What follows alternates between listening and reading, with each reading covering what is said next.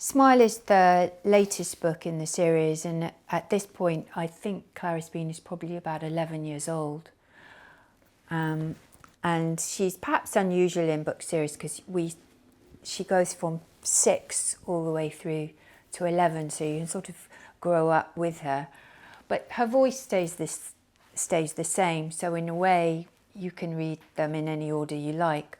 But the first book really in the series is Scram, and that was a look at where the family got their dog from and why it's called Cement, which in real life is because of a typo. When I was writing it, it was really meant to be called Clement, but in the story you find out how they got the dog, and it's got these sort of illustrations, and it really comes out of that Clarice Bean on a very hot day behaving quite badly, and so she has to make amends to get back into her family's good books. So it's a story, a really short story that takes place over a weekend, and it's quite funny because sometimes life is very funny. And then there's Utterly Me, where we get to know Clarice Bean within her school, and we meet her teacher, who Clarice Bean finds quite difficult.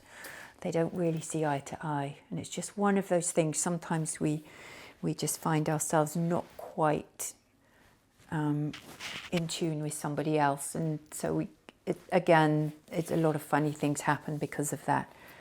I think one of my favourite Clarice Bean stories is this one, Clarice Bean Spells Trouble, and it's where Clarice Bean she's now about 9, I think, in this story, and she's thinking about right and wrong, and when is it right to do the wrong thing and wrong to do the right thing, because it would be so much easier if there was a definite right and wrong in life, but sometimes there's a lot of grey, and you're having to sort of navigate your way through and figure out what is the best thing to do.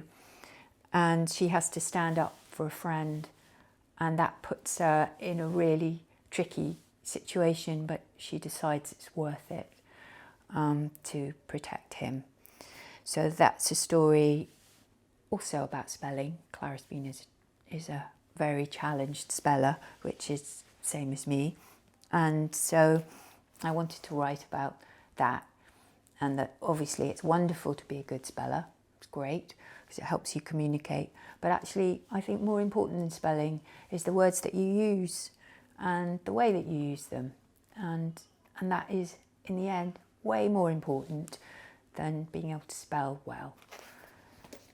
And then this book, Don't Look Now, is really about something happening in Clarice's life that's very difficult, and it really unsettles her. Something happens that is sort of heartbreaking for her, and it's how it affects the way that you look at the world. That when we're unhappy, it changes and distorts things for us, and it makes her behave in a way that isn't very Clarice Bean, and that can happen to any of us at any time, actually. And it resolves really, really well when she sees how things really are, and the world changes and things lift for her.